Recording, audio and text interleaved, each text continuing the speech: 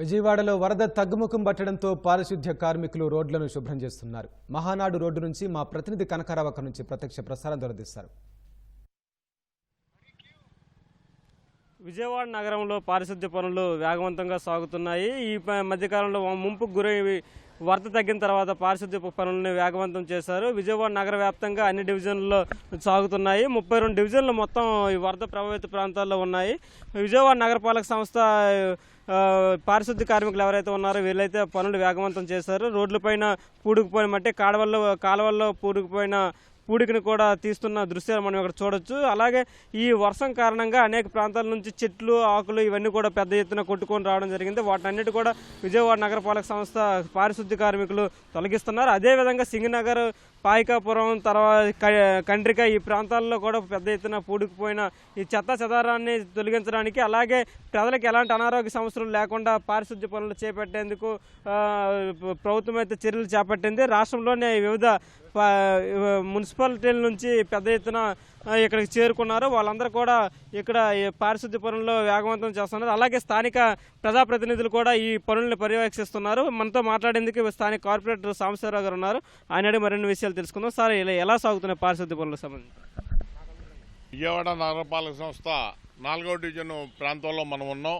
ఈ కురుస్తున్నటువంటి భారీ వర్షాలు, వరదల కారణంగా 4వ డివిజన్ యావత్తు కూడా మరి వరద నీటి మైవైపోయి ప్రతి రోడ్లు కూడా, ప్రతి కాలనీలో కూడా శ్రీనివాసనగర్ బ్యాంక్ కాలనీ కానివ్వండి, భారతీనగర్ కాలనీ కానివ్వండి, సుబ్బారావు కాలనీ కానివ్వండి, కనకదుర్గ ఆఫీసర్స్ కాలనీ కానివ్వండి, లేకపోతే వెంకటేశ్వర నగర్ కానివ్వండి, కమర్షియల్ ట్యాక్సెస్ కాలనీ కానివ్వండి, ఈ విధమైనటువంటి వరద నీటిలో ఇవాటికి కూడా తేలియాడుతున్నటువంటి పరిస్థితి ఉన్నది.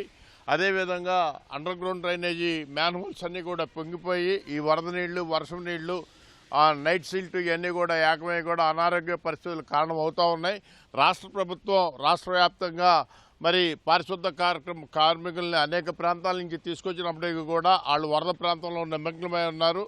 రాష్ట్ర ప్రభుత్వ యంత్రాంగము, విజయవాడ నగరపాలక సంస్థ యంత్రాంగము విశేషమైన కృషి సల్పి మరి పరిస్థితుల్ని చేతిలోకి తీసుకురావడం జరుగుతూ ఉన్నది. అదేవిధంగా ఇక్కడ 60 మంది కార్మికులు పనిచేయాల్సిన పరిస్థితి ఉంటే ఈ కార్మికులందరూ కూడా 1 టౌన్ నుంచి, సింగనగర్ నుంచి, పాయికాపురం నుంచి రావాల్సి ఉన్నది. వాళ్ళందరూ కూడా ఇళ్ళు మునిగిపోవటం వల్ల మరి ఉద్యోగానికి పనులకు రాలేకపోతున్నారు. ఉన్నటువంటి 15-20 మంది కార్మికులతోనే మరి 24 అవర్స్ మరి 24x7తో ఎక్కడైతే ఇబ్బందికరమైన పరిస్థితులు ఉన్నాయో, ఎక్కడైతే కాలువలు పూడిపోన్నాయో అడ్డంకులన్నీ కూడా తీసుకొని ముందుకెళ్తా ఉన్నాము. ముఖ్యంగా అండర్ గ్రౌండ్ డ్రైనేజీ కార్మికులు మాకు మామూలుగా నీళ్లులాగా అయితే వాళ్ళు వస్తున్నారు, కానీ ఈ జట్లు వేసేవాళ్ళు రావటం లేదు. వాళ్ళకి రావటం వలన యూజీడీ లైన్స్ అన్నీ కూడా ఇళ్లలోకి పొంగిపోయి మరి అవన్నీ కూడా పొంగిపోయి అనారోగ్యం వచ్చే పరిస్థితులు లేదు. దాని మీద మేము అందరం కూడా ఆందోళన చేస్తూ ఉన్నాం. నగరపాలక సంస్థ సిబ్బంది, మా ప్రజాప్రతినిధులు అందరం కూడా సాధ్యమైనంత మట్టికి కృషి చేసి పారిశుద్ధ పరిస్థితుల్ని మరి మెరుగుపరచడానికి ప్రయత్నం చేస్తూ ఉన్నాం. విజయవాడ నగరంలో ఇప్పుడు వరదలు వచ్చాయనే కాదు, ఎప్పుడైనా సరే చిన్నపాటి వర్షం కురిసినా రోడ్లను కూడా జలమయమైతే మ్యాన్హోల్స్ పొంగిపోతాయి. అసలు ఈ పరిస్థితి కారణం ఏమంటారు? దీనికి కారణం ఏంటంటే విజయవాడ నగరపాలక సంస్థకి సమగ్రమైనటువంటి అవుట్ఫాల్ డ్రైన్ వ్యవస్థని మెరుగుపరచుకోలేకుండా ఉన్నాము. ఎవరు నెపం వేసుకోవడం కాదు కానివ్వండి.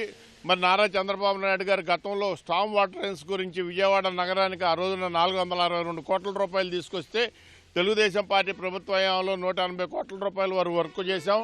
తర్వాత వైఎస్ జగన్మోహన్ రెడ్డి ప్రభుత్వం వచ్చిన తర్వాత ఈ నిధులన్నింటినీ కూడా దారి మళ్లించడం అని చెప్పి ఎల్ఎన్టీ వాళ్ళు విజయవాడ నగరంలో పనులు చేయకుండా వెళ్ళిపోయారు. ఆ గతంలో చేసినటువంటి పనులు కూడా అరాకొరా కూడా మరి కంటిన్యూటీ లేకపోవడం వల్ల కూడా ఈ పరిస్థితి తలెత్తింది. ఇప్పటికైనా నారా చంద్రబాబు నాయుడు గారు విజయవాడ నగరానికి 200 కోట్ల రూపాయల వరకు మరి డ్రైన్స్ కోసం ఇస్తామని తెలియజేశారు. ఆ డ్రైన్స్లో విజయవాడ తూర్పు నియోజకవర్గంలో ఉన్నటువంటి ప్రధాన డ్రైన్లు అయినటువంటి పుల్లేటి కుర్రు డ్రైన్ కానివ్వండి, గుంటతిప్ప డ్రైన్ కానివ్వండి, మహానాడు రోడ్డు డ్రైన్లు కానివ్వండి, ఇవి కూడా నిర్మించుకొని భవిష్యత్తులో మరి ఎంత విపత్తు వచ్చినప్పటికీ కూడా ఈ వర్షం వాటర్ కానీ, వరద వాటర్ కానీ వెళ్లే విధంగా కూడా డ్రైన్స్ నిర్మించుకుంటాం. ఇది స్థానిక కార్పొరేటర్ చెబుతున్న విషయాలు. తెలుగుదేశం పార్టీ నాయకులు పర్యవేక్షిస్తున్నారు పనులు ఎలా జరుగుతున్నాయి ఏంటనేది. మున్సిపల్ కార్మికులు అయితే ఈ పూడికలంతా తీస్తున్నారు. చెత్త చెదారం ఇతర ప్రాంతాల నుంచి ఈ వరదల కారణంగా ఈ ప్రాంతాన్ని కొట్టుకొచ్చారు. అవన్నీ కూడా శుభ్రం చేస్తున్న దృశ్యాలు కూడా మనం ఇక్కడ చూడొచ్చు. అదేవిధంగా ఈ పెద్ద ఎత్తున అంటే మురుగు కాలువల్లో పూడుకు పోవడంతో నీరైతే పారన దృశ్యాలు కూడా మనం ఇక్కడ చూడొచ్చు. అనేక ప్రాంతాలు జలమయంలోనే ఇంకా ఉన్నాయి. ఆ దృశ్యాలు కూడా మనం ఇక్కడ చూడొచ్చు. చిన్నపాటి వర్షం కురిసినా ఈ కాలువల్లో పూడికి పెద్ద ఎత్తున పూడుకుపోవడంతో అది పారేదానికి అవకాశం లేదు. మనం ఆ దృశ్యాలు చూడొచ్చు. పూడికిని విజయవాడ నగరపాలక సంస్థ మున్సిపల్ కార్మికులు తీస్తున్నారు. ఇది ప్రజెంట్ మహానాడు రోడ్లో జరుగుతున్న పారిశుద్ధ్య కార్మికుల చర్యలకు సంబంధించి ఈ వర్షం తగ్గడంతో పెద్ద ఎత్తున ఈ పూడికి కానీ తర్వాత రోడ్లపైన మట్టి ఇసుక చేరాయి. వాటిని తొలగించేందుకు ప్రభుత్వం చర్యలు చేపట్టింది. ఈ రోజు నుంచి వేగవంతంగా ఈ పనులు సాగనున్నాయి. ఇది తాజా పరిస్థితి. కేవలం గోపితో కనకారావు, ఈటీవీ న్యూస్ విజయవాడ నుంచి. Water studio.